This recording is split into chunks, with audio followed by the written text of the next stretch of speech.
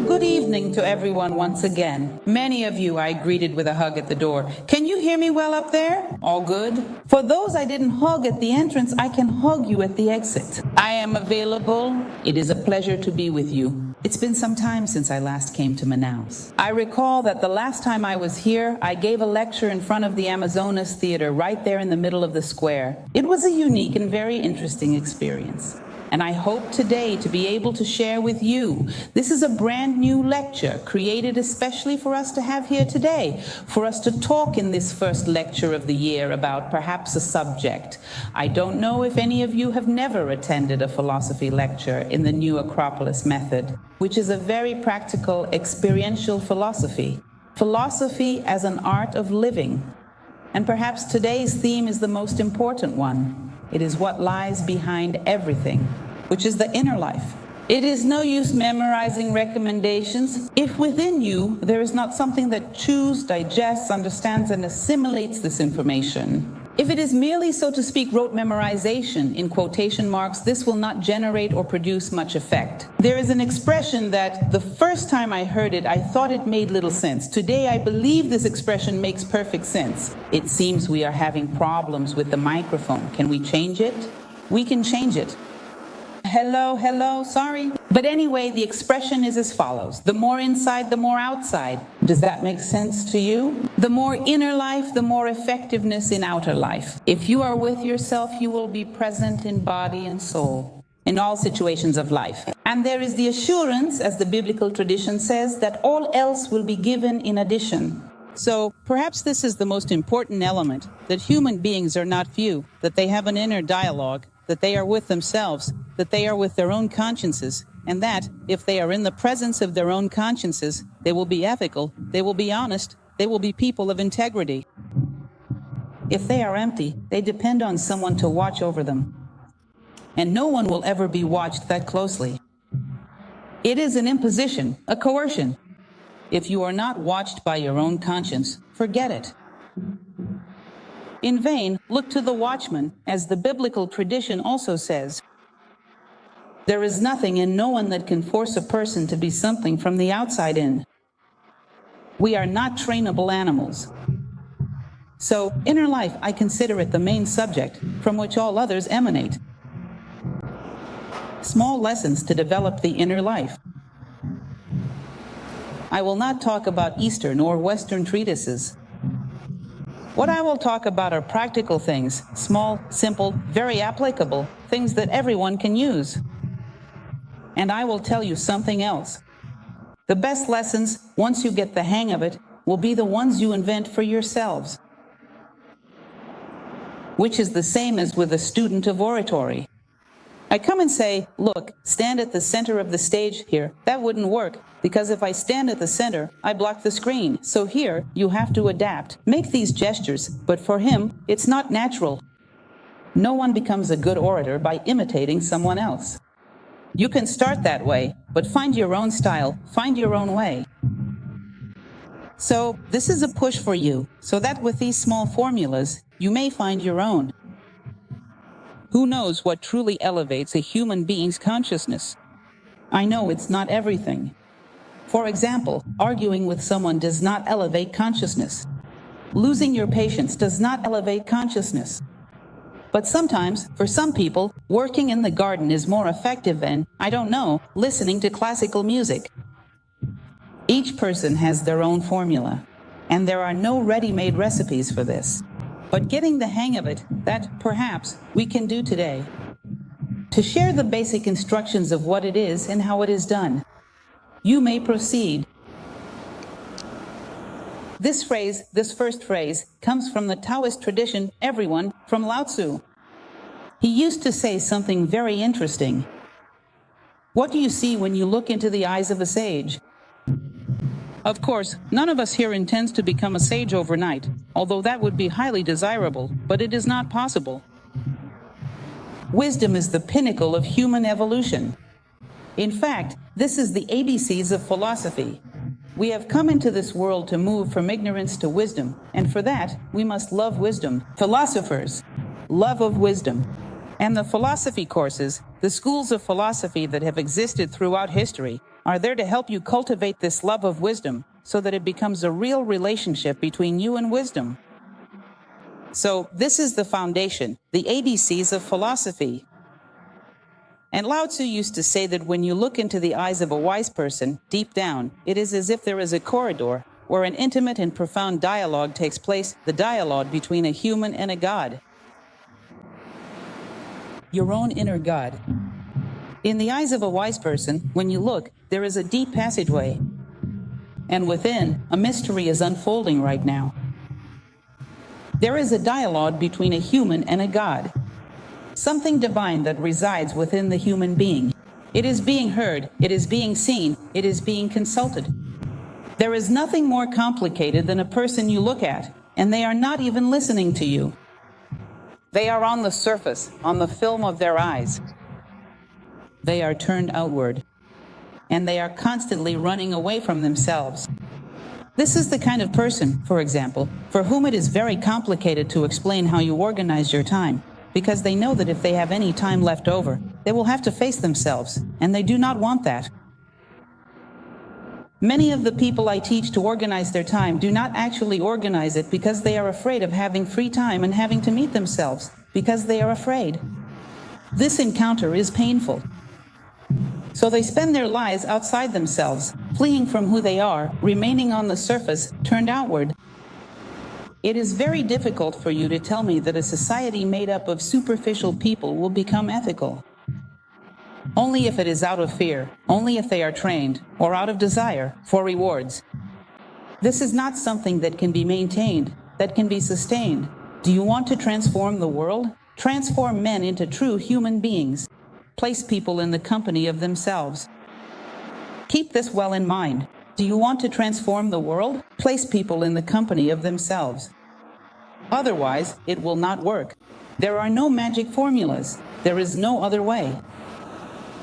Well, this other phrase, which some people attribute to Plato, others to the Chinese Oriental tradition, in short, there are different versions of this saying. In any case, it is very interesting. It says the following: the mediocre discuss people, the ordinary discuss events, and the wise discuss ideas. There, in Brasilia, there is a park. I noticed that here, you are far ahead of us when it comes to parks. Today, I even visited a beautiful one. If you try the experiment of walking through a park where several people are sitting, having picnics, talking to each other, I've done this experiment before. I love conducting experiments like this. Philosopher's madness. Just observing what people are talking about. I would bet all my cards with you that most of them are talking about someone. Gue, so-and-so, have you seen that thing? But look, I warned her. No, did you see what Ciclano did? Most of them are talking about other people. I often joke and say that the most necessary person in the world is the one who is absent, because if everyone is present, who will people talk about? There has to be someone who didn't come. Otherwise, the conversation ends quickly. The absent one is extremely necessary. So, most people talk about other people, others talk about things, and a minority, you find this often. Tell me here, very secretly among us, people talking about the meaning of life, about beauty, about honesty, about dignity, about human kindness. Is it common for you to see people talking about these things? This refined interest in eternal matters. It is characteristic of the wise. Well, the philosopher inclines toward wisdom. At the very least, one should pass through there from time to time. That moment when you pass through there is your moment of inner life, when you will elevate your consciousness. It's nothing out of this world. It can be done. Some very simple techniques, which in the past were common, everyone knew them. They were part of many cultures of the past. Well, but in order to discuss ideas, you have to have ideas. Otherwise, what are you going to talk about? I think this or that about kindness. What do you think? Kindness? I haven't really thought about that. No. Let me see if I've read anything about it. It becomes difficult for me to establish a dialogue that way. So, first, you need to have ideas in order to discuss them. You have to have dedicated some time to an inner workshop. This inner workshop is your inner life. It is what Plato called the divine bones, a dialogue with oneself. There is a little story that, if someone, just to get a confirmation, how many of you have seen something, any lecture by one of the new Acropolis speakers on YouTube? Quite a few people. For those who haven't seen it yet, I invite you to check it out there. Very recently, a small excerpt from a lecture was posted. It was one of my lectures, which is one of my favorites, and within this lecture, there is one of the examples I like the most. Those who are not familiar with it will see it there. It is called The Theft. It tells the story of a Zen monastery, where, in this very old monastery, the disciples, one day, they went to speak with the master, saying that the monastery was falling apart, and it needed to be renovated. And the master decided to take advantage of this occasion to put them to a test. I'll take these young men and subject them to a trial. So the disciples came to the master and said, "Master, you see that the monastery is very old. It's centuries old. It's falling down on us. We need to renovate it. But we are mendicant monks. We have nothing. How are we going to renovate this monastery?" Then the master got started. A master is a dangerous creature. At least in the stories we hear about them, they're always putting you to the test. Always. Don't let your guard down, because they'll test you. So the master looked at them and said, "It's true, isn't it, disciples? Indeed, but we don't have any money. I've got an idea. Do you know what you're going to do? Go to the nearest town, the village that's close by here, and steal." "What? What do you mean, master?" "That's right, steal. Take everything you can carry. But there's one detail. Don't let anyone see you. Don't let anyone see you." Do you know why? It's the reputation of this monastery, which is centuries old. People will speak ill of us. So, steal only on the condition that no one sees you stealing. No one can catch you in the act. They were caught in that existential conflict, and I will shorten the story. Should we go? Should we not? Let's go. The master ordered it, so let's go. Then the master stands up, enters the monastery, and there was a young man there, going about his usual tasks. Then he asks, "But my friend, what are you doing here?" "Well, master, what I am doing here, I am obeying you. You said that. I am doing exactly what you told me to do." "No, wait a minute. What do you mean? You are doing it. What did I tell you to do? All your friends went to the city to steal." "Yes, but you didn't say that. No. You said we should only steal if no one was watching us. And I am always watching myself. There is life within me, something that deserves respect and dignity. There is something inside me that is permanently watching me. I am not hollow. I am not something made just for show." At that time, they didn't even know the English, but let's leave that aside. But I am not something made just for show. I am being seen from within. I know myself. I know who I am. This person had an inner life. He was the only one who passed the test. So this idea that Plato called, do you know what? Divine, bone deep. Then everyone thinks, oh, idle, doing nothing. But he says that's when we actually do the most.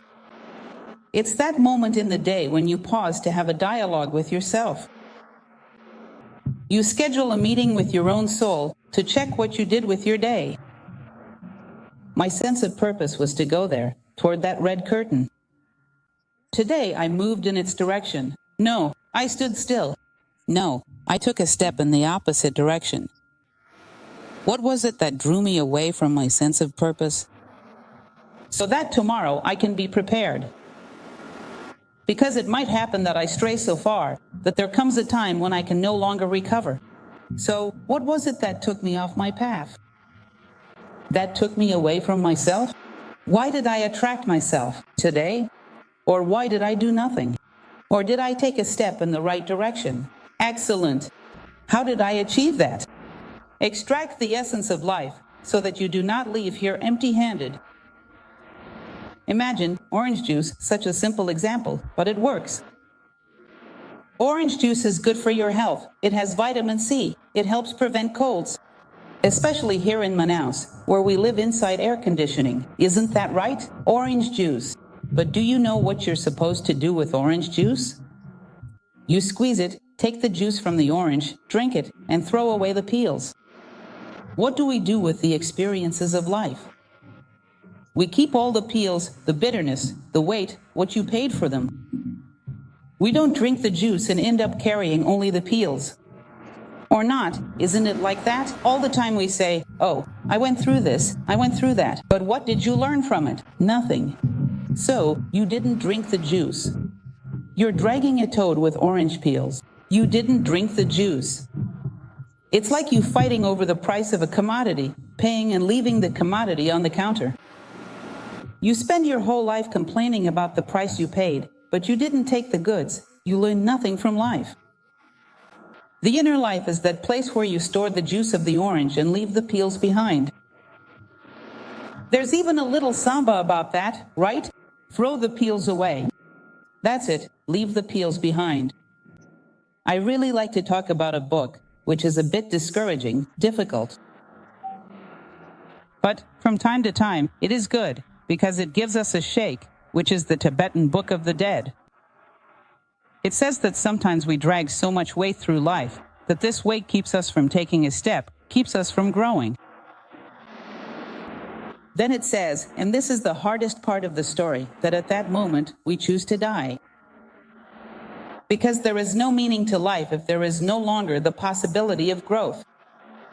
We choose, and life carries it out. It is so much weight that we drag along, that we can no longer take a single step. No more steps, no more growth, nothing else. I find this powerful, and it's good for giving us that shake-up when we become too inert and forget the meaning behind all of this. So, that's the idea. Thank you. I was just about to ask for exactly that. This idea of the inner life. Jostian Garter is about the construction of the human being. Jostian Garter, this author with the unusual name, you might remember him. A book that became very popular and is a good read, called Sophie's World. Many people were introduced to philosophy through this book. There is a passage right at the beginning where he says, imagine that you have shaped a little clay figure, breathed life into it, and it started walking. And this little figure doesn't even look back. It goes off asking, what I will wear, where I will live, how much I will earn per month. It doesn't even know what it will do, but it wants to know how much it will be paid. Is that it? And this, and that, and blah, blah, blah, blah, blah. Not once does the blessed little figure remember to look at you and ask, why did you make me, huh? What did you expect from me? What is the meaning of my presence in the world? He says, look, we would look at it and say, this figure has gone mad, manufacturing defect. Give it here, let me make another one. But that's more or less what we do. We ask about everything, except what is important, except what is real. This kind of question is self-directed. It is the trigger for the inner life. It is the question that each person must ask themselves in the silence of their daily sacred space. In Rome, they used to say, because this word is not Greek, it is Latin odium and negotium. Negotium was the time dedicated to the body, odium, the time dedicated to the soul. If we really analyze what they considered as odium and negotium, I think we do neither. We use the body to give us pleasure, but to treat it as it deserves, not even as negotium, we do not do it.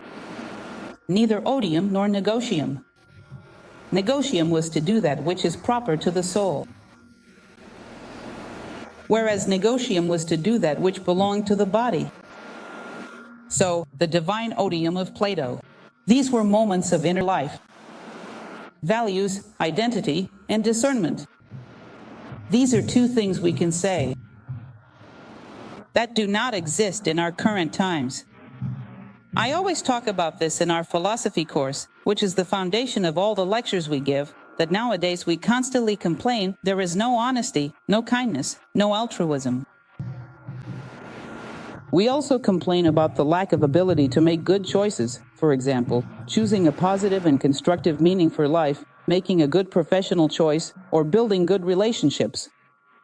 This is a lack of discernment and a lack of identity. Who are you? Do you realize that these three things are born from inner life? Where would we build these things? Where would be the workshop to build these things?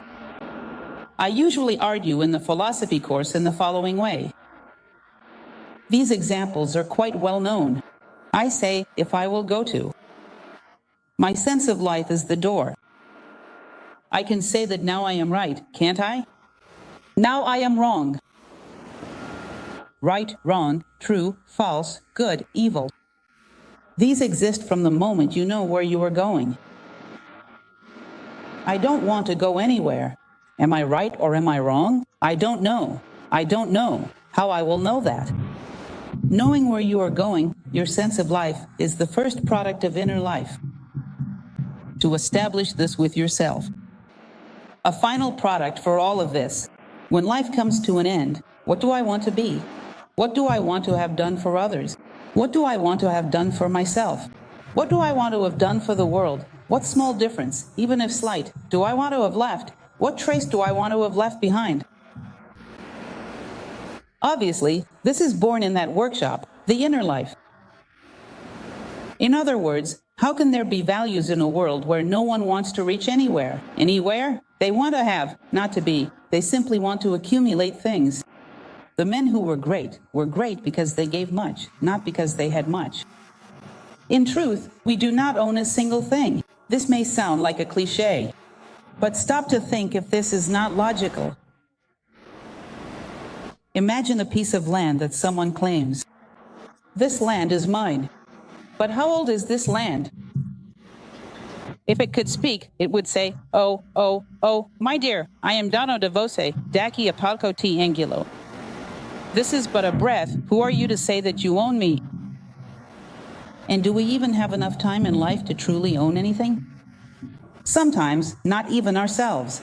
And that is the most lamentable thing of all. So, we live under an illusion, without establishing a greater sense of purpose in life. When I teach a course on time planning, people often get a bit upset, because the first thing I ask is for them to plan their life as a whole. To have a sense of purpose in life, everyone is terrified of that. They are afraid to live knowing where they are heading, in such a way that they become responsible for every step they take.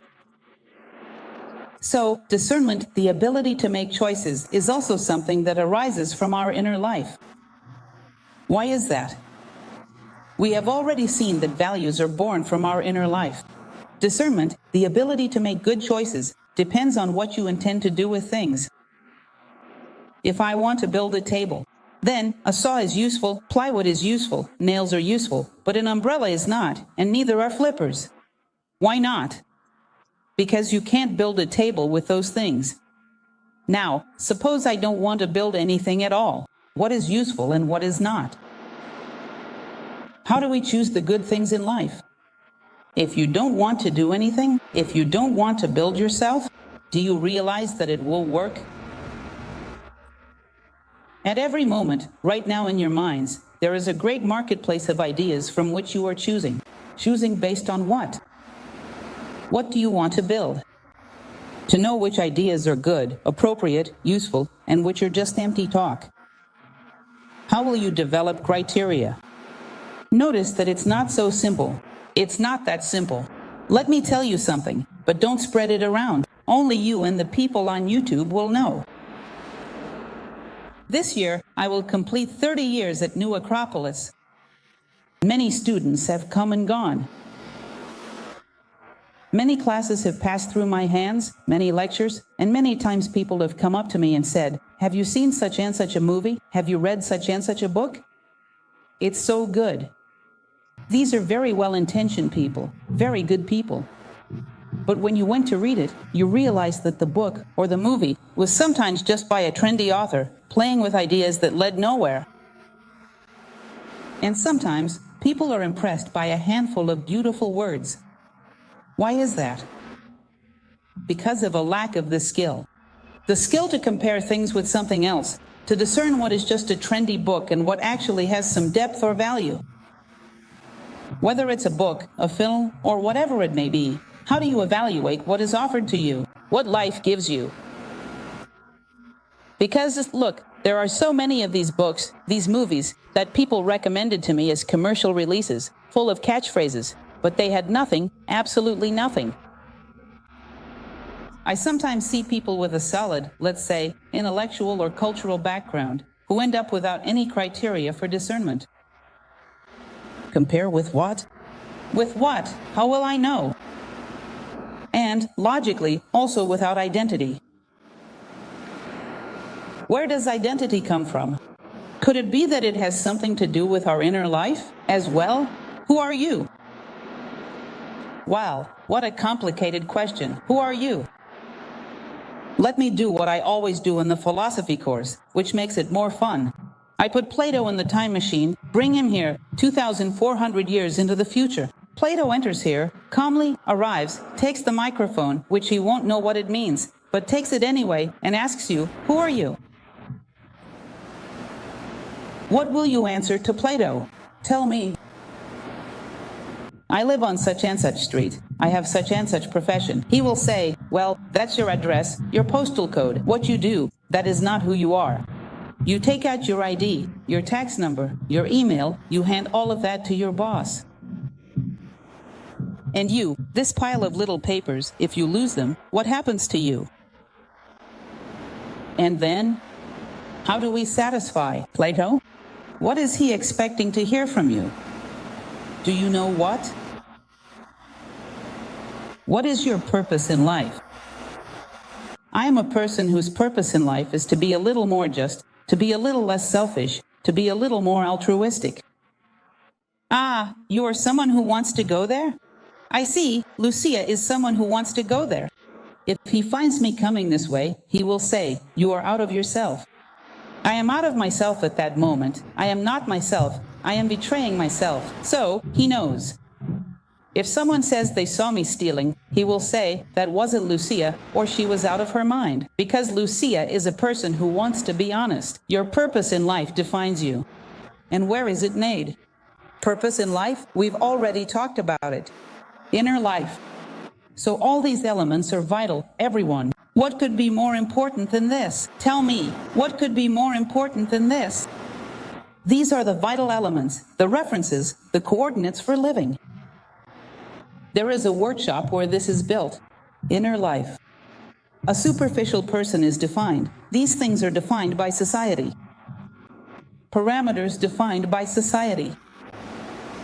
And often, they come from a collective that we don't even know whom it serves or what it serves for.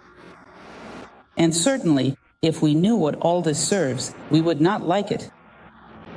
So realize that these are fundamental elements. If we were living in a historical moment where education meant formation, not just information, these things would necessarily be addressed in some space. This was a very important contribution of philosophy in traditional societies. The construction, the formation, the discovery of the fundamental coordinates of life. You sometimes see in the newspaper, in fact, always in the newspaper, someone offering a job. They need someone with experience, I don't know, in computers, in civil construction. Then they hire the person with experience in that field, but they don't bother to find out if the person is honest, a person of integrity. When he turns his back, he is robbed. Wouldn't it be easier to hire someone who is honest and has integrity, even if they lack experience, and then teach them? Or are you going to put someone through a 6-month course on integrity, on honesty? If such a thing existed, it would be good, but it's not possible. This is something that springs from within, from the inside out. And we only concern ourselves with what comes from the outside in. It doesn't work. Things don't work that way. Can you imagine someone asking for that? A person like that? Wanted, an honest and upright employee. No need to know anything else. The rest, I'll teach them. That would be an intelligent citizen, I assure you. Intelliger, to know how to choose, among the options that life offers, the best ones. Well, this story about nature is something I read some time ago. I even tried to recover that article to show you, but I couldn't find it. It got lost somewhere on the internet. But I found this account to be powerful. A statistic that, on one occasion, a certain institute conducted went as follows. Have you ever stopped to think about how much a person, let's say, someone who lived to be 75 years old, costs nature, assuming they have an average consumption pattern? How much do they cost nature? In terms of resources needed to stay alive for all that time? Water for nourishment, to produce their food, for hygiene? Land from which they draw their food, and upon which they build their home. The air they breathe, that they consume and often pollute, fire to cook their food, to illuminate the places where they live. How much do they consume? How much has nature invested to sustain a human being? 75 years alive. And what have they contributed to nature so that it might become better in fulfilling its purposes? What did they contribute? Do you think many people bring profit to nature? Do they contribute something greater than what they consume? Do they return to nature not only a better physical environment, purer air, more fertile soil, cleaner water, but also a better human nature, for humanity is here to contribute with human qualities? In other words, who has cultivated human nature? Who has added to humanity? Because instead of simply preserving the earth myself, if I educate 10 people to preserve it, I have multiplied my capacity to benefit nature. To educate, to shape, to make human beings better, this is the best investment we can make. Nature expects this from us. Only we can do this. To make human beings more humane, even if it is just 2 or 3. When some of you write to me on YouTube, on Facebook, wherever, and say, look, I became a little bit better because of you. You can be sure of this, because I read everything you send me. In that moment, I feel something. It's as if I could die right then. Peaceful, satisfied, I've done something. Isn't that right?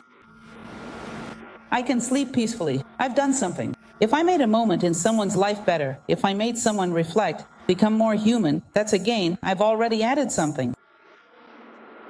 Stop to think, even if the calculation is harsh, everyone should be concerned about this. My balance, what I am taking from nature, and what I am giving back to it.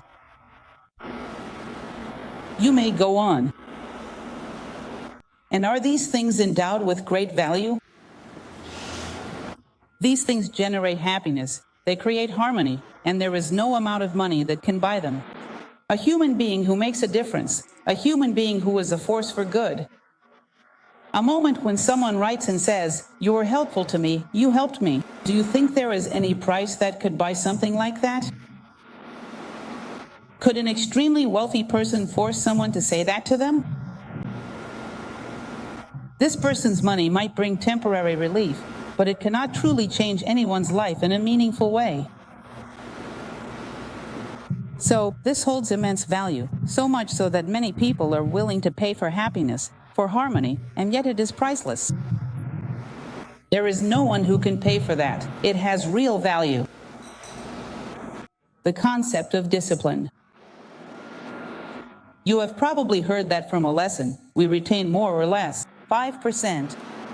Therefore, based on this statistical data, I like to choose which 5% I want the students to take away. So, I have already chosen. I want you to take with you this concept of discipline, all right? Do not forget, this is very important. This concept of discipline comes from our international director, Professor Delia Steinberg Guzman, International Director of New Acropolis. She says the following: discipline is doing what is necessary to keep your consciousness elevated. A person whose consciousness is elevated, everything else will be added unto them. If they need to do something, they will be honest, they will be just, they will be loving.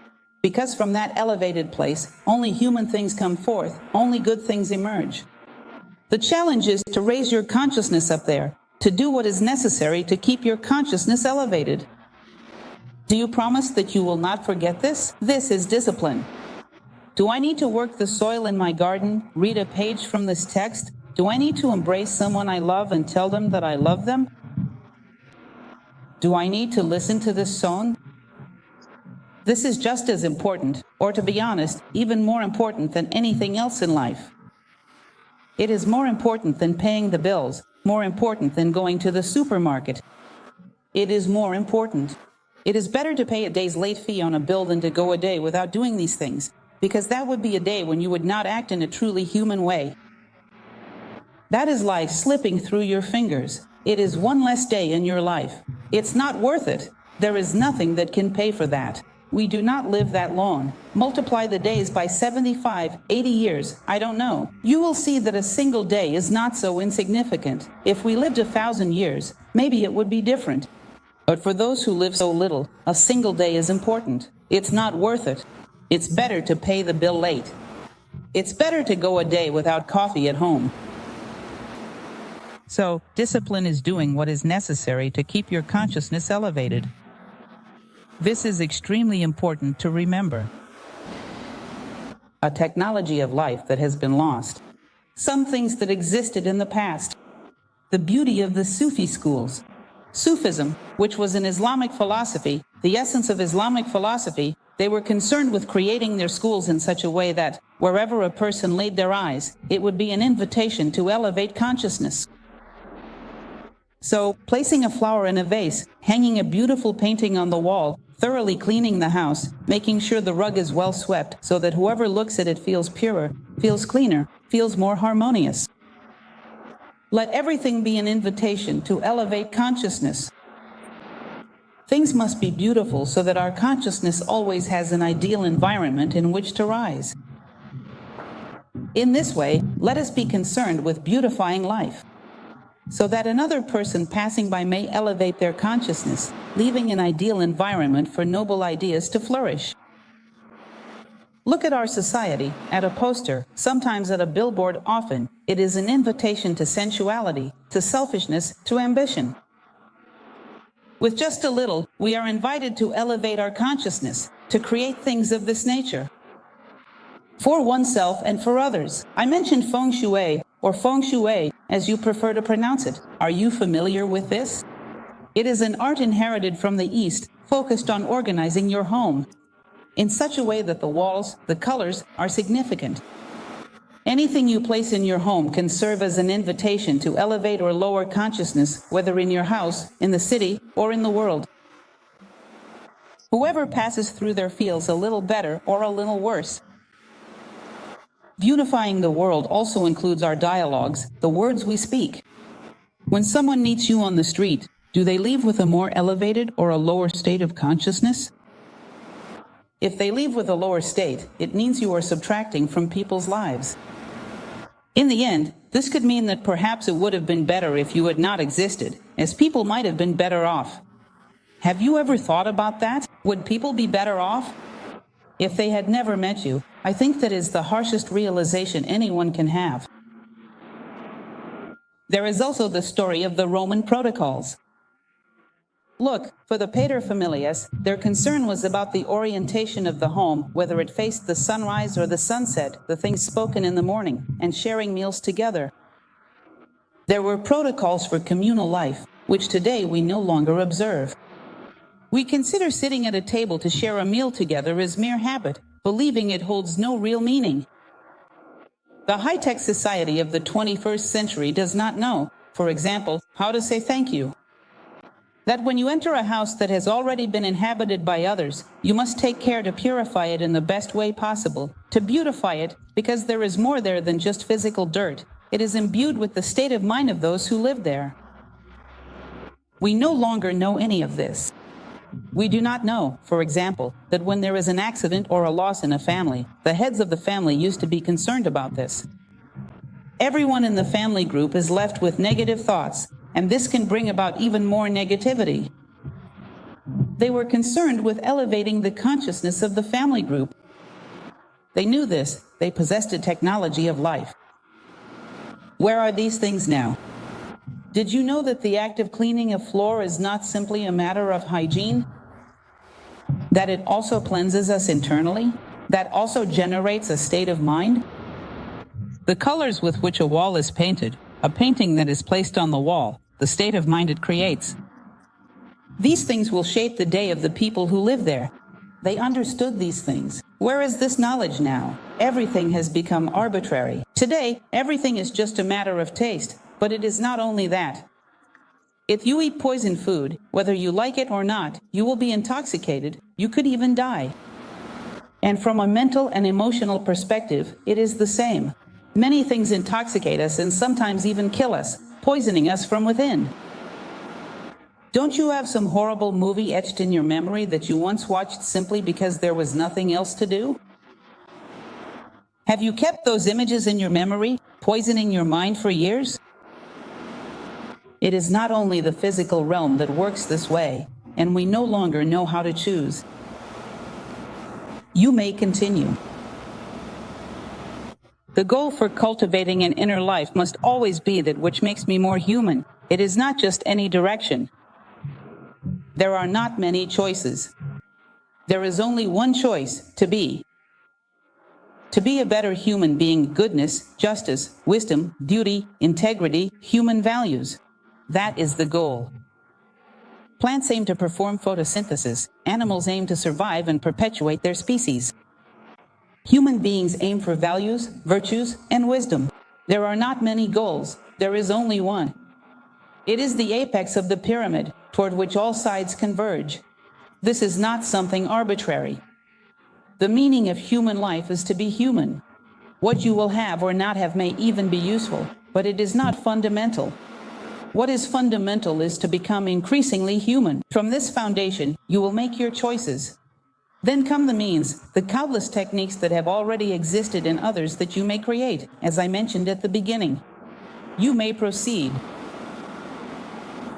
Let's move to the techniques, since you're running out of patience. I haven't mentioned the techniques. There are two important moments. One is the moment when you wake up, and the moment when you go to sleep. Practically speaking, the moment you wake up sets the tone for your entire day. Did you know that? The first things you think, the first sounds you hear, the first thing you look at.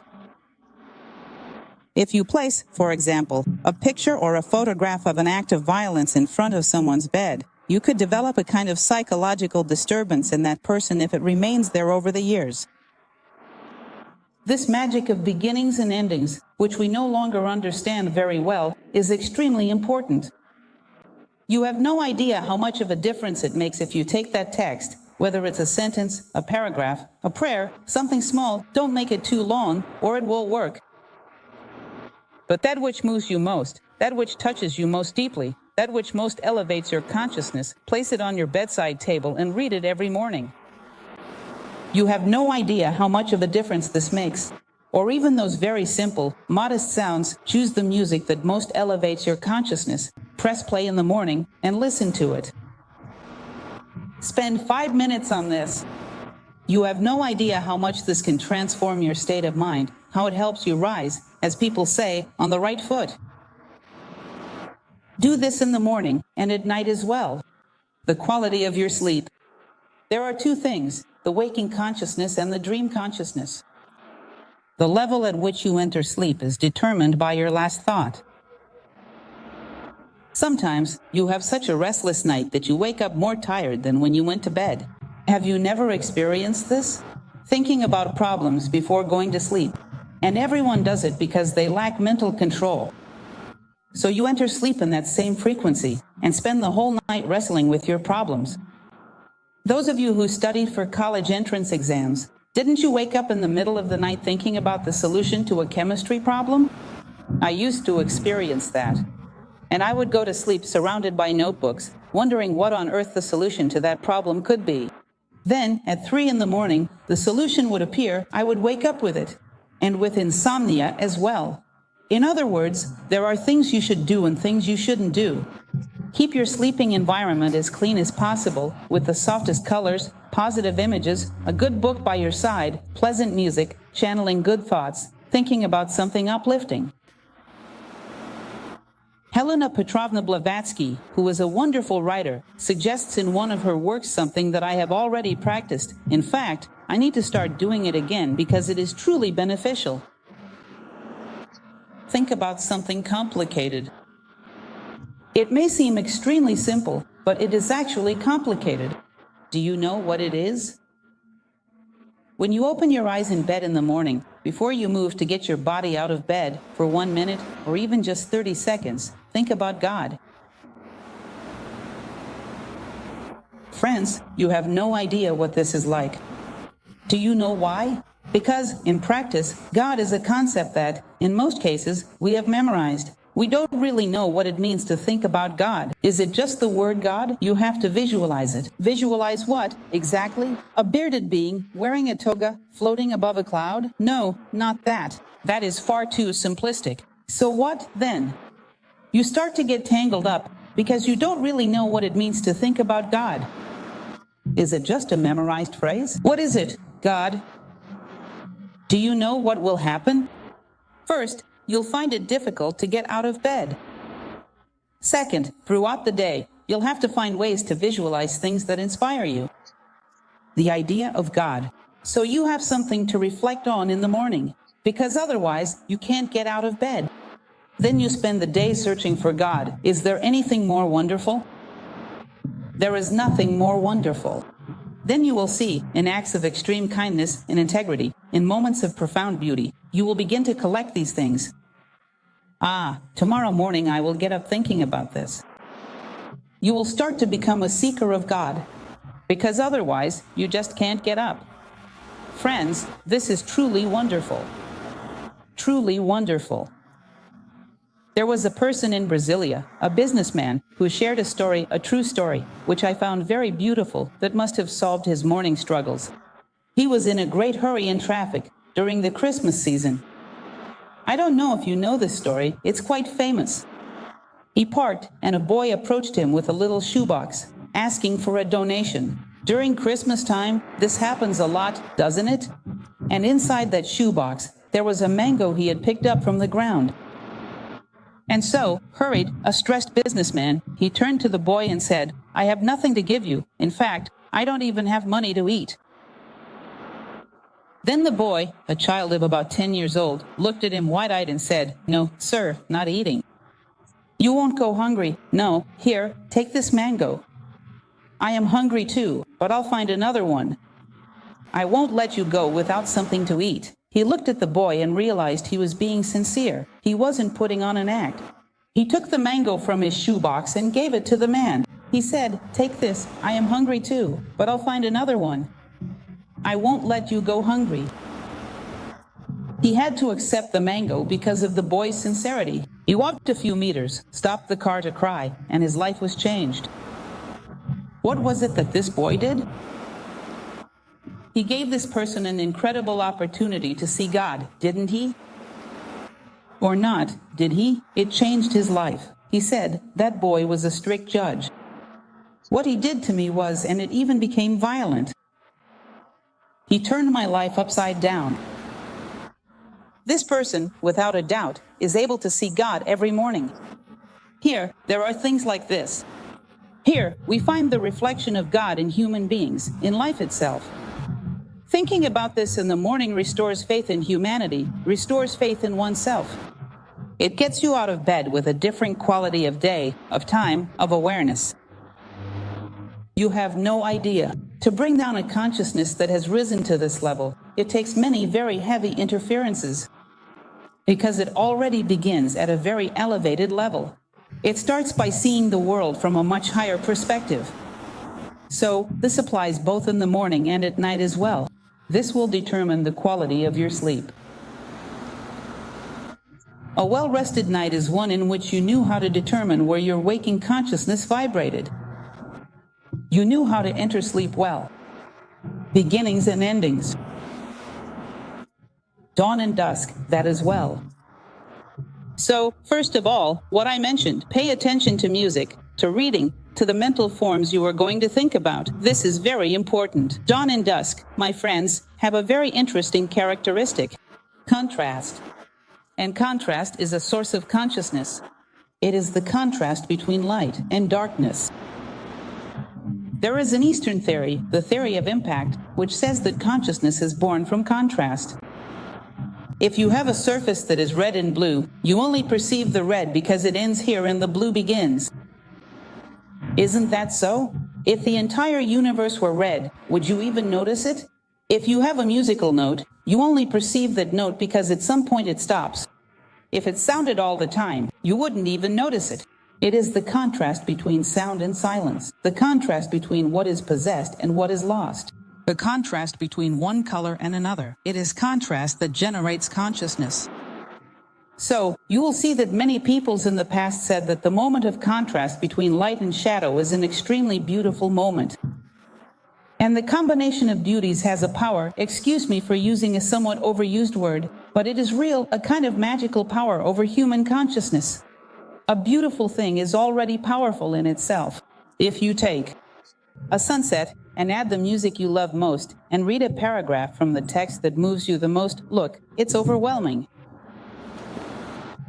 Two or more beauties together, simultaneously, they amplify consciousness. It does this to you because human consciousness is highly sensitive to beauty. We come from a world where beauty reigned. It recognizes itself.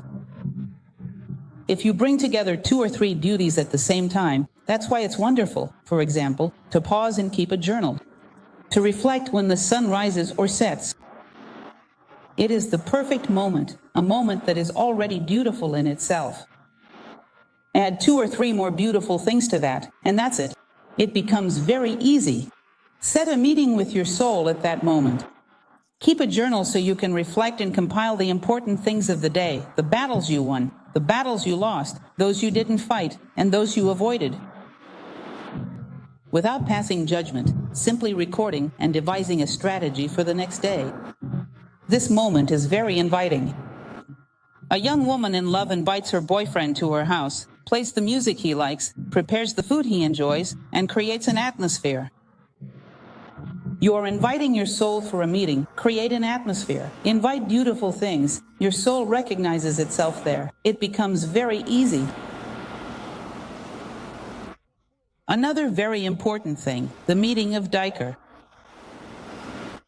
Once again, the Sufi school, the one we spoke of just a moment ago, which is the essence of Islam, taught that beauty and ugliness, beauty and coarseness, cannot coexist in the same space. So, when you want to control your mind to avoid thinking aggressive thoughts that hurt yourself, to avoid getting stuck in circular thoughts, bring something very beautiful into your mind. Only you know what that is. It could be an image, a phrase, a poem, something, a piece of a melody, and keep repeating it mentally all day long. Pray and watch unceasingly, says the Christian tradition. Is that it? Play it, give it a mental play, and let it run in the background. You realize that, imagine, the thing you like is the image of Saint Francis of Assisi, for example, taking a Christian example. It's unlikely that you would place the image of Saint Francis of Assisi in your mind alongside a harsh criticism of someone. You would feel ashamed. No, I can't have a thought like that in front of Saint Francis. It's not possible. Since you can't remove him, it's the harsh thought that will have to leave. You feel ashamed to do certain things in his presence. His presence, symbolically, represents the presence of your divine self, of yourself. He is there symbolically, representing something sacred that exists within us. The act of creating, you do not communicate it to anyone. Take that which is most sacred to you. Press play, let it run in your mind. Notice, you need to learn how your mind works. You walk down the street. There in the city center, a terrible song is playing. This is just a hypothetical example. I'm not saying that this actually happens. You stop at the traffic light and a terrible song is playing. Has it never happened to you that, an hour later, you realize that song is still playing in your mind? Yes. Music is a sound device, but the mind is a much more modern sound device. You press play and it keeps repeating, sometimes for several days. You need to observe, see what is playing in your mind, remove it, and put in what you want in the presence of such a melody. My mind elevates itself. I will press play. I will let it run. Sometimes a melody with inspiring lyrics, sometimes just the melody itself, already uplifts me. Notice that music has a fantastic effect. There are certain melodies that seem to have something divine hovering above them. They themselves already create a mental atmosphere. Know how to press play in your mind. And from time to time, when you go off station, go back and tune in again. It works in a somewhat mechanical way, this background of our mind.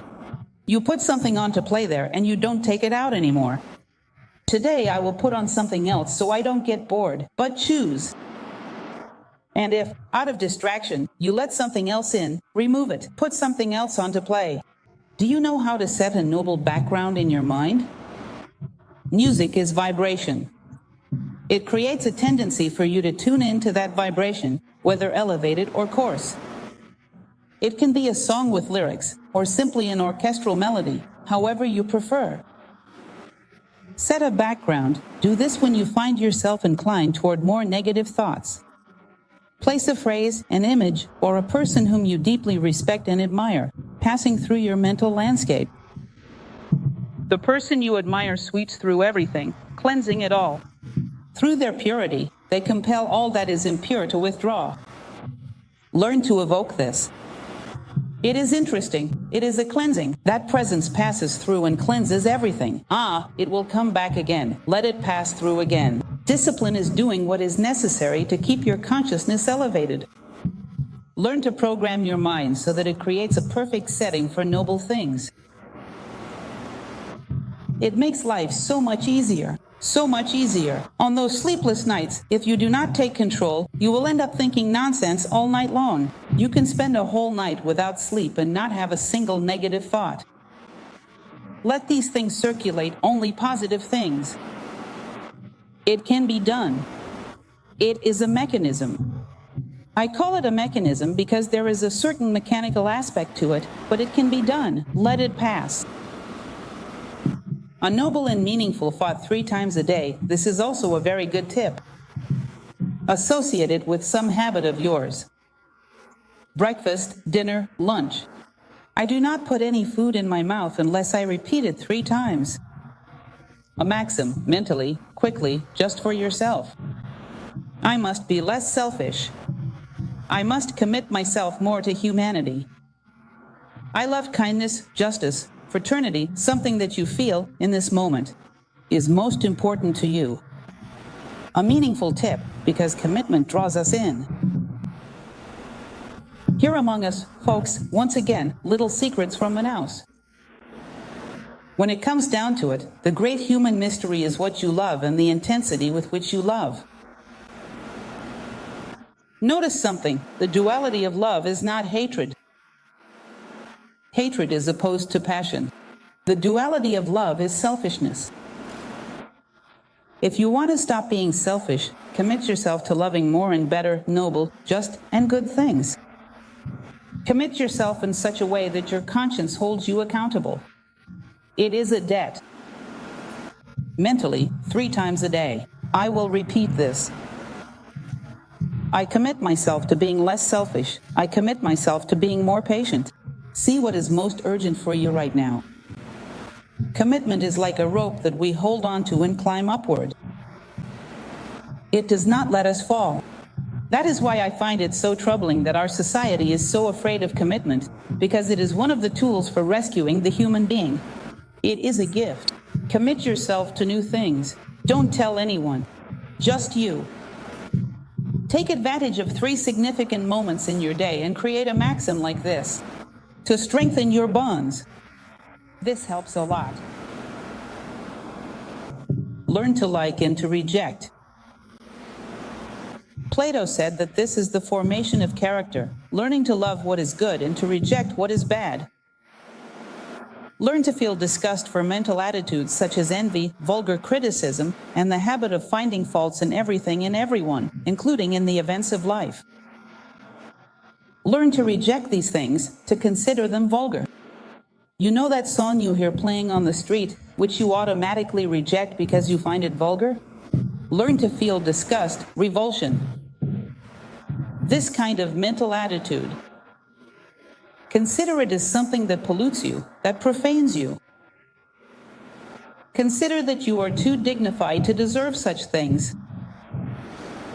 When these things cross your mind, think, ugh, this is not mine. This is a matter of training your taste. Take this as something that wounds you, to such an extent that you even feel a certain pain. That is good. Pain helps to create awareness. When something like this crosses my mind, I feel a certain pain. It hurts me. It is a sharp point. I do not deserve this. I deserve respect. Respect comes from respect, from knowing how to see, to look at yourself twice and consider, to know, I am human. I do not deserve this. If I do not respect myself, look, I would not respect anyone, nor would anyone respect me. The inner life is the source of respect. To reject your envy, greed, laziness, intrigue, to see these things and automatically reject them. This is also a conditioning. This is the programming, the software that you slowly install in your mind so that it helps you to become more human. The mind is a machine, a program. Deep down, the human being, one of the most brilliant things he uses, he did not create, he copied. Nothing as high-tech as the human mind has yet been invented. And it is necessary to know how to program it. There are ways to program it. You may proceed. To be worthy of the human condition, to consider it a privilege, to remember this from time to time. I am human. This is not just anything. It is a phenomenal effort of nature. To create a being with so many possibilities, love, generosity, fraternity, greatness of soul, this is something fantastic. I must be worthy of this gift that has been given to me.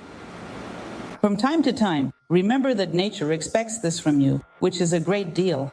It has given you a fantastic possibility. Learn to admire, to love the human condition. This is a fundamental step toward loving and committing yourself to humanity. That little box there, the spiritual first aid kit, or treasure box, I usually call it the spiritual first aid kit. You know that moment when you acted fraternally without wanting anyone to recognize you?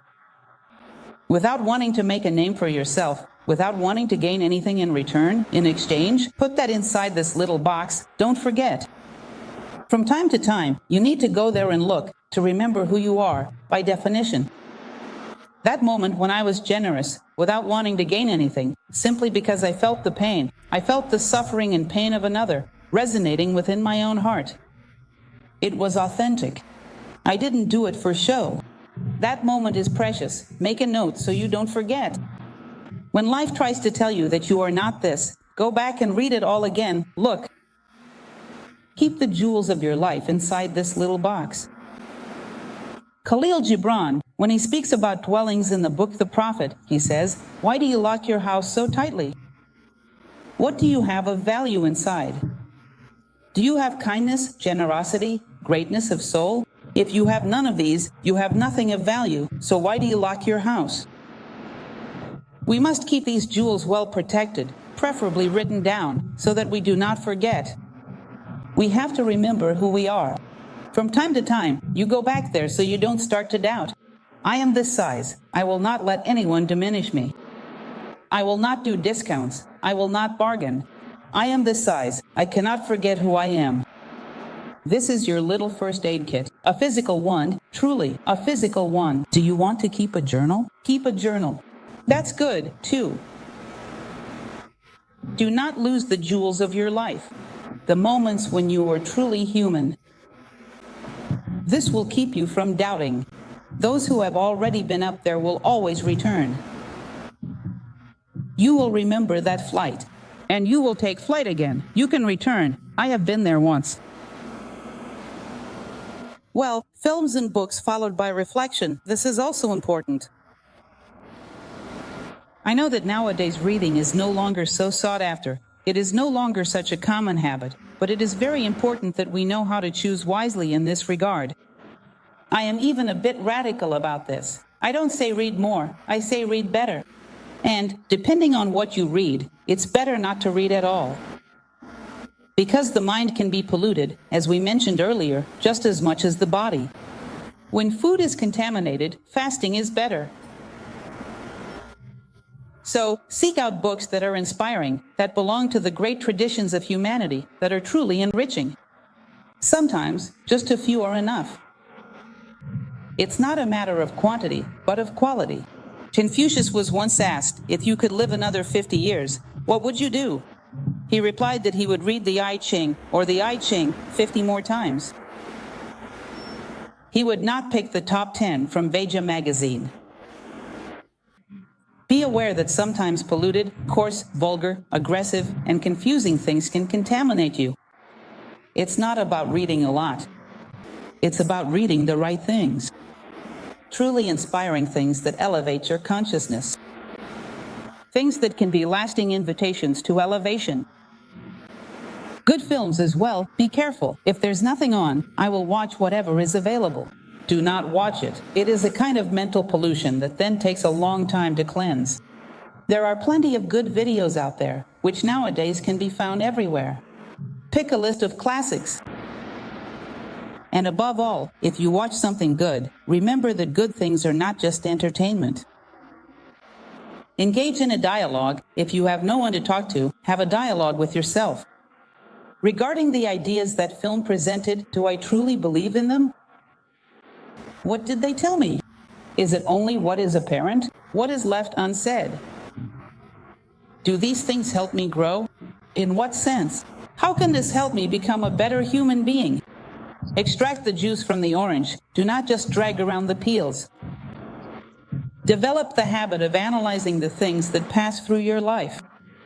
Sometimes I feel like standing at the cinema door, asking people, did you think about this or that? Did you reflect on this other aspect? Because sometimes there are films that are very rare, yet exceptional. And people leave without thinking about anything. That pains my heart. Les Miserables, who has seen the musical? My friends, what is that? Why wouldn't it have been worth it for me to set up a post at the cinema door? It will ask people some fundamental questions, distribute a questionnaire. Think about this, think about that, think about that. Other. How can you not reflect on a film like that? There are reflections there that can change our lives. Don't just let things pass you by. Man does not live by what he eats. Man lives by what he assimilates. This was our founder, Professor Jorge Angel Livraga Rizzi, who used to say, of all that you eat, much is discarded. What the body assimilates, that is what gives you life. The things that pass through you, if you do not assimilate them, nothing remains, and they give you no life on any level. Cultivate the habit of reflection. If you have someone with whom you can engage in dialogue, that person is a gift, a true friend. Do not lose sight of them. If you do not, then dialogue with yourself, which, by the way, does not exclude the other. Engage in self-dialogue, reflect on the things that pass through you. The story of Hanuman, to conclude this, our final slide. It is a very beautiful story from a very ancient classic. Consider that, for India, this book, the Ramayana, holds for the Hindu people the same significance as a sacred book, for example, a Bible for Christians or a Torah for Jews. It is a sacred text. It is a highly symbolic story. So, I will tell the story, which is vast, a great poem. But, at a certain point, there was an animal, Hanuman, a monkey, who served a divine being from the Indian tradition, Rama. He served him throughout his entire journey in the world. At a certain moment, Rama was to return to the heavens, because he was, in fact, the god Vishnu. And when he was about to return to the heavens, he decided to reward this animal, who was more human than animal, very intelligent, and had been helpful to him throughout his entire journey. So he took and gave a golden bracelet to Hanuman. And he said, "Look, this is a token of everything you have done for me." At that moment, Hanuman truly acted like a monkey. He took the bracelet, sniffed it, examined it from every angle, and broke it. He said, "This is useless, Hanuman." "What do you mean it's useless? It's a solid gold bracelet." "It's useless. Nowhere does it have your name inscribed." Then one of Rama's generals, who was beside him, turned to Hanuman and said, "Are you going crazy, monkey? That was a solid gold bracelet you threw away, just because it doesn't have Rama's name on it? Then throw away your own body, since nowhere on it is Rama's name inscribed." Then Hanuman, the monkey, with his claws, tears open his own chest, opens it wide, and shows that inside his chest, on every bone, every muscle, every vertebra, was inscribed Rama, Rama, Rama, Rama, Rama. There was not a single part of his body where the name of God was not written. It was engraved within him, on every piece of his being. This was something so powerful that even today, I get emotional.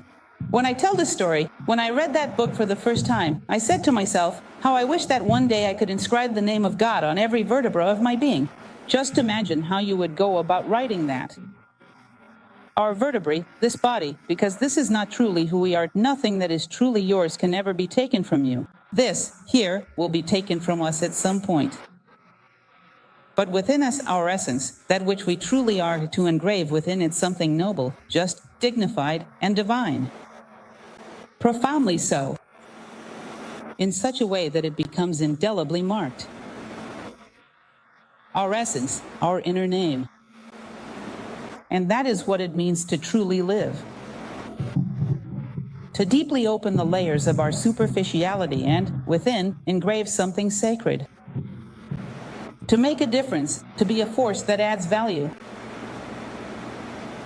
To ensure that nature is rewarded for the act of having brought us into the world. This is a task, perhaps the most important of all.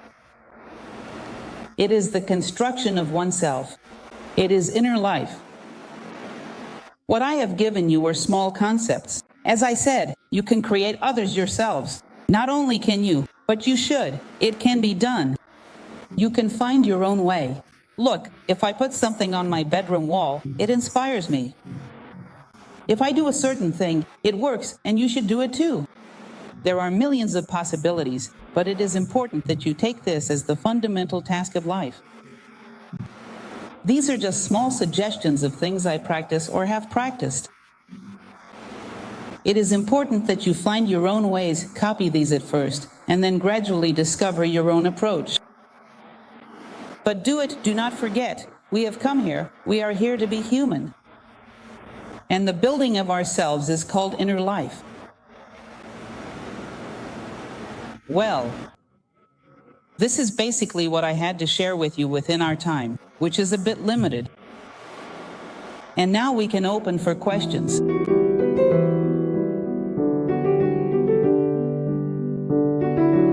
You spoke about this issue of what you say, how what you say affects people, right? During your talk. And then I started thinking, are we living in a time, in a society, where speaking the truth is considered an offense to people? The truth is seen as an offense to people. And so many times you say something you believe is necessary, but people take offense. So what should we do in the face of this resentment, this sensitivity in people? Is it better to just stay quiet or to do what you believe you must do? Neither love too much nor be too harsh, right? Neither remain silent nor say everything we want to say. I was talking about reflecting on films. Have you watched The King's Speech? Who has seen it? There is a scene where the teacher, who was practically a speech therapist, was teaching him. He said some things to that young man who was to become king, and the young man ended up feeling offended and insulted him. I don't know if you remember that when they reconciled, he apologized to the young man and said, "I didn't know how to say it in a way that you could hear."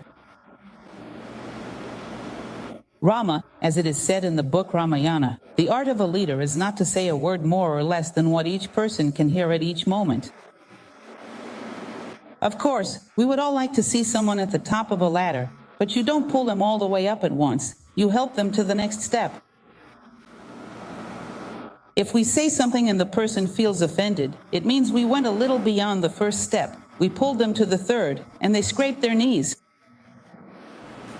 Justice is to do. What is our responsibility, in the right measure, at the right time, to give each one what is due to them, according to their actions, according to their moment? Justice is delicate.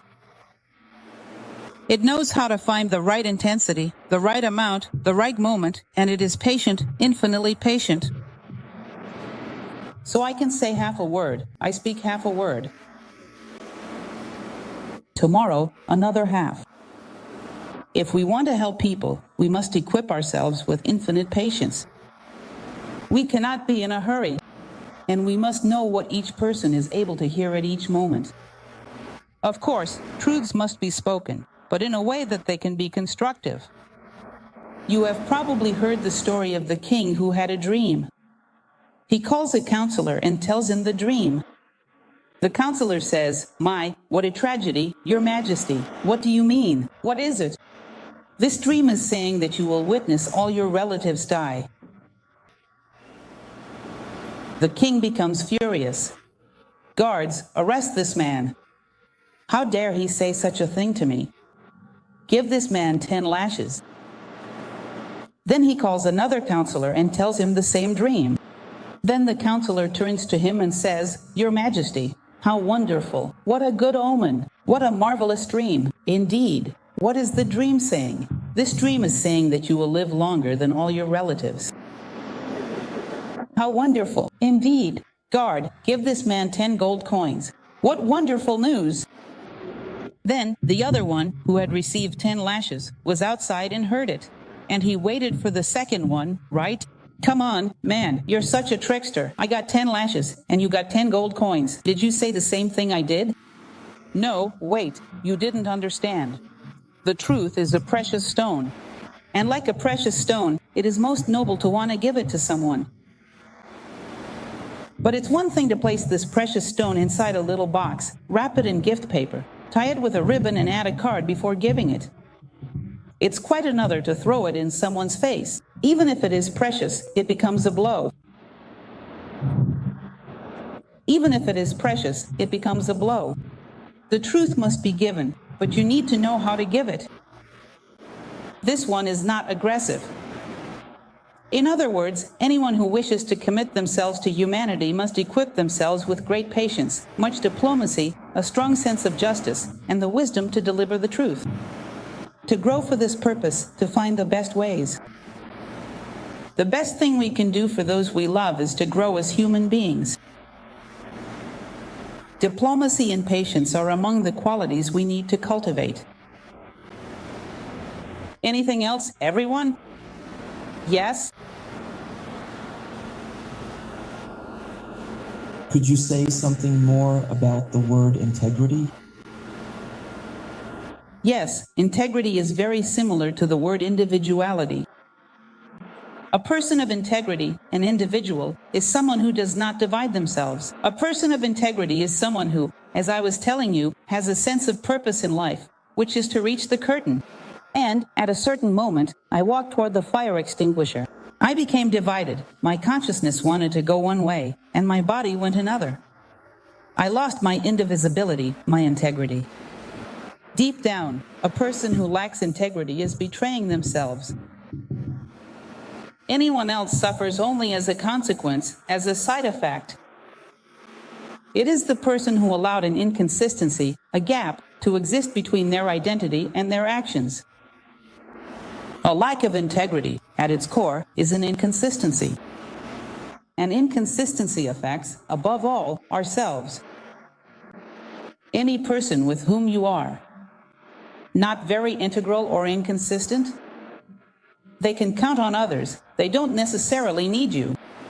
But we cannot stop counting on ourselves. I cannot give up on myself. And every time I am not integral, I lose self-confidence. You know that mental programming? When you say, "I will do such and such," your conscience says, "Oh, here you go again with that same old story. You said it 1,000 times. You never do anything. Just stop it." It's difficult to reverse this. Regaining faith in yourself is not easy. So, this is the greatest harm caused by the loss of integrity, by those who become divided, by those who fragment themselves. Losing trust in oneself. The human psyche is something very delicate, my friends. We must know how to deal with it, especially those who are raising a child. There are certain losses that, sometimes, we can no longer reverse, such as no longer trusting ourselves. All right. Anything else? Last question, okay, everyone? It's not because of me. If it were up to me, I would stay here with you all night, but we have a deadline to return this space, all right? Go ahead. I was following your line of reasoning regarding the creation of values. You said that the creation of value is internal, that it is something internal. A person creates that value, but then there is the influence of society, religions, and parents. And how can we deal with that? With these influences? And if, in fact, we can create a child is born, what is the value of a child, for example? That's an interesting question, because we work with children. Perhaps you have already heard about this. My own daughters have studied philosophy since they were 4 years old. We teach philosophy to children. It's very interesting because if you take two children and you say to one, go over there and hit that little boy, the small one. And she says, no, miss, I can't, he's smaller than me. That's not fair. And sometimes the other child, who is a sibling, who is raised in the same environment, who shares the same surroundings, sometimes the influences come and take hold. It seems that there is a certain maturity, a kind of old soul that is individually attained, which allows us to assert ourselves over our environment. Some people do, others do not.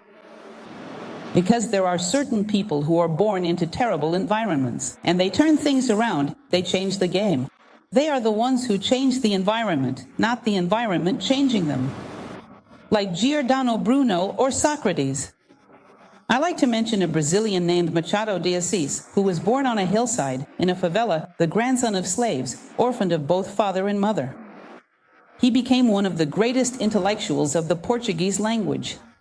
The environment did not shape him, he shaped the environment. He did not make history. A person can be a product of themselves, can be a creator of their environment. It depends on the degree of maturity they possess. And this maturity is something we gradually transform within ourselves. It is our responsibility. We have come here to build ourselves. Understand this. Nature does not need us to build spaceships. It already has comets flying in every direction. It does not need us to build ships that travel at the speed of light. It has already created light itself.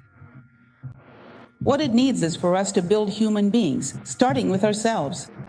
This is something it cannot do for us, because free will exists. And the more mature, the more refined this inner construction is, the more a person becomes the creator of themselves and can change the world. Have there not already been people who have done this? If there has been even one, it means that this possibility exists within us. If one person was able to change their environment, it means that all of us can, because we belong to the same human condition. This potential exists within us. There is also a classic Indian text called the Bhagavad Gita, in which there was a hero who overcame all his enemies, who symbolically represented his own flaws. His name was Arjuna. At a certain point, they say that whenever you feel downcast, discouraged by adversity, look to the horizon and see Arjuna, mounted on his war horse, victorious atop the mountain of his enemies. I think this phrase is the ultimate. It means that if he can triumph, so can you. Do not forget this. This potential exists within you. So, we are not a blank canvas. We will record things that drive us forward, from which we ascend, as if they were steps of a ladder. And, at a certain moment, we can turn the tables. Instead of being products of our environment, we become creators. There have been those who could do this, so this cannot be denied. This is part of the human condition. And even children are not so identical after all. It is necessary to teach children to assert themselves over their environment. Well, everyone, we can no longer ask many questions. Our time has truly run out. I remind you, for those who are not yet familiar, the School of Philosophy New Acropolis, here in Manaus, is open. There are people at the door to provide you with information. It is not the same to watch a lecture on YouTube as it is to meet a philosophy teacher in person. For those who have the opportunity to attend a class in person, have you ever heard what a homeopath does? You enter a homeopath's office, I am with the flu, and you are too. You will leave with one medication, I will leave with another, because you are one human being, I am another. The presence of a human being shapes the teachings to what you need to hear. It is not the same as just watching YouTube. I love that you watch YouTube. It truly makes me happy. But if you have the opportunity to take the course, you have a much greater opportunity. So, I invite you to get to know the school here in Manaus. It is a wonderful opportunity. Of course, being on YouTube as well, because this has helped reach many people and has been useful to so many. Just go to YouTube and type in New Acropolis, and you will find a lot of content. If you share, you help to spread our work, which is voluntary. We are volunteers. We do this in the same way that we have received. Out of generosity, out of a desire to share. And I hope I can count on you for this as well. Thank you very much. Good night.